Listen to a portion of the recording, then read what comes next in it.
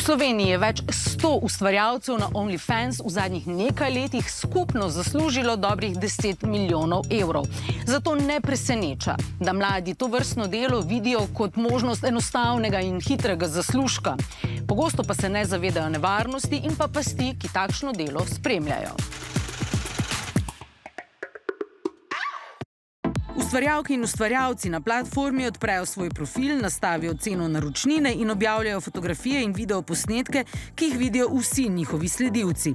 Za dodatno plačilo se uporabniku bolj osebno posvetijo. Zelo veliko uporabnikom pomeni ta oseben stik, pa ta, direktna vsebina. Tako, kot se mi zdaj pogovarjava, ne vem, ti bi meni povedala svoje želje, jaz bi pa naredila video po teh željah in to bi kupili. Larin opis na OnlyFans pravi, da ponuja vsakodnevne erotične, provokativne in seksi objave, v zasebnih sporočilih pa tudi vroče videoposnetke in da ne nudi srečanj v živo ali povsem golih posnetkov. Sem mi tudi povedala, da ne bom šla čisto do konca, da to bo moj limit.